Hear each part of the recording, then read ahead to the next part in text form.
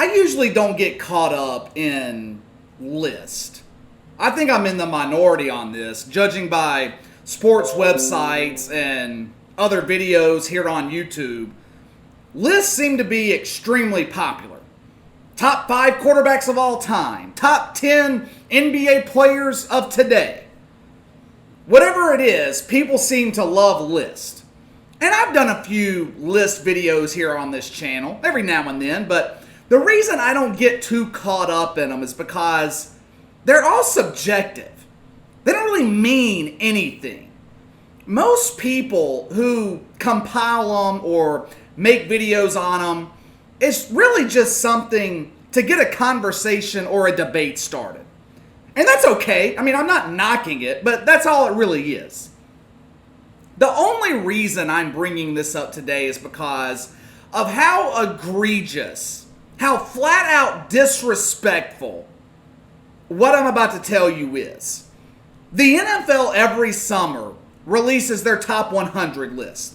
It's a list that's voted on by the players.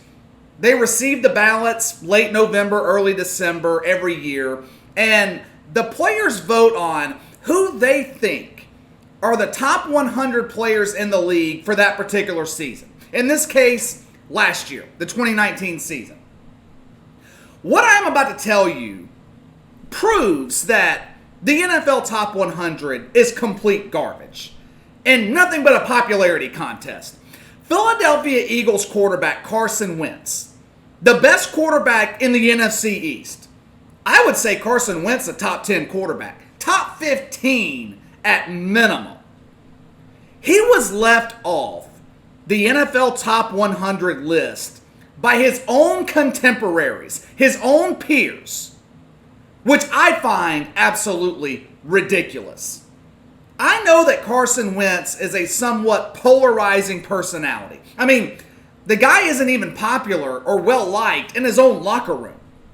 There are many people in Philadelphia, and I happen to agree with them, but there are many people in Philadelphia that think that Doug Peterson and the Eagles held on to the wrong quarterback. A lot of people think the Eagles should have kept Nick Foles instead of Carson Wentz. And it's tough to argue against that point. I mean, Nick Foles led the Eagles to the Super Bowl, led them to the playoffs the next season. Carson Wentz has a long injury history in a very short time in the NFL. So I understand why fans of the Eagles may hold some resentment towards Carson Wentz. But come on. To say that he isn't a top 100 player in the NFL for 2019 is egregious. It's just wrong. Carson Wentz led an Eagles squad full of practice squad players to the playoffs. When his team needed him the most late in the season, Carson Wentz stepped up and he literally carried the Eagles to the NFC East Division title in a home playoff game. If Philadelphia didn't have Carson Wentz last season, this is a 5-11 team instead of a 9-7 playoff team. He beat Aaron Rodgers at Lambeau Field, dominated the Bills' defense on the road in Buffalo, one of the best defenses in the league. More importantly, when the pressure was on, when the season was on the line, when everyone was questioning his ability to lead this team, and those complaints started to surface about the Eagles keeping the wrong quarterback again, they were at their loudest. Even coming from the Eagles locker room at some point. When all this was going on, Carson Wentz stepped up and dominated the final 5 weeks of the season.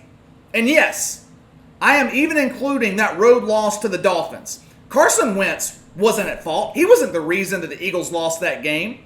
The Eagles' defense couldn't stop one of the worst offenses in the league, a Dolphins team led by Ryan Fitzpatrick. After that loss, going into the month of December, the criticism of Carson Wentz was at an all-time high. The Eagles had just lost 3 straight games, Patriots, Seattle, and Miami. So what does Carson Wentz do? Does he do like Dak Prescott and fold under pressure? With the season on the line, he goes out and has 4 of the best games of his season. And in the most important game of the year, Week 15 against the Cowboys, the NFC East on the line, Carson Wentz was brilliant. Completed nearly 78% of his passes, 319 yards, a 108 passer rating. Dak Prescott, on the other hand, was god-awful, folded under the pressure. Which leads me to my next point. I understand that the players cast their ballots for the top 100 before Wentz led the Eagles on that run towards the end of the season. I get it. But that aside, on what planet in any year, any season, is Dak Prescott ranked as a better quarterback than Carson Wentz? Please explain that to me. It doesn't make any sense. You could poll 100 people in Dallas right now. I imagine 70% of Cowboys fans would trade Dak Prescott for Carson Wentz today. I pick on Dak a lot on this channel, so I'm going to leave that alone. But it's not just Dak Prescott being included on this list instead of Carson Wentz that proves this top 100 ranking is complete garbage. Check out some of these other quarterbacks that were included. Kyler Murray, Josh Allen, Ryan Tannehill, Kirk Cousins, Jimmy Garoppolo. I would take Carson Wentz over every one of those quarterbacks. What's even more baffling to me, if you go back and look at the top 100 for 2017, 2018, Carson Wentz was included on both.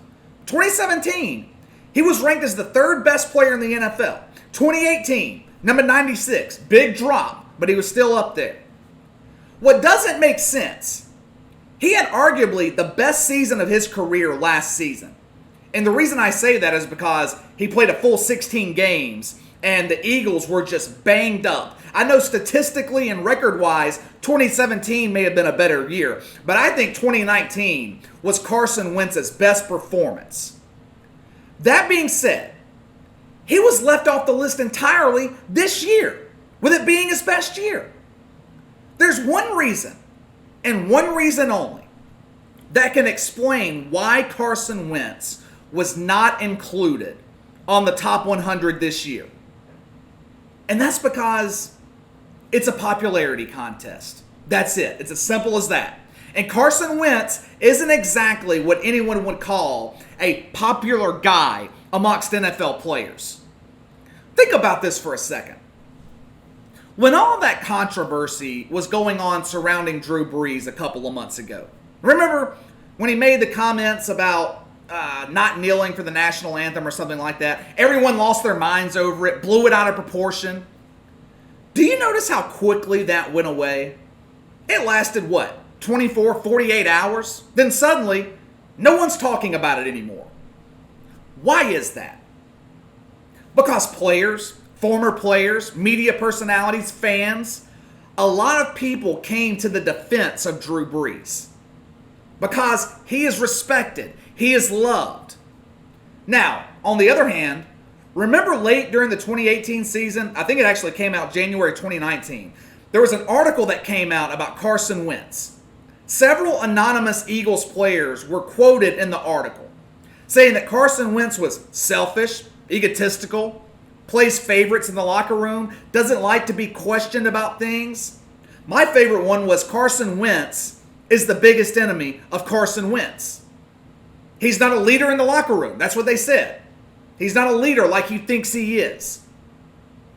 All of that being said about Carson Wentz, not one person came to his defense. He's not a well-liked guy in NFL circles. It's as simple as that. And that is the reason I think that he was excluded from the NFL Top 100 this year. That doesn't mean it's right. Doesn't mean it's fair. But it's what is. It goes to show that the way you treat people matters. It wasn't his on-the-field play that kept him off the list. It was how he acts on the field, how he acts in the locker room. This type of thing happens sometimes with young quarterbacks, especially young quarterbacks who have quick, immediate success.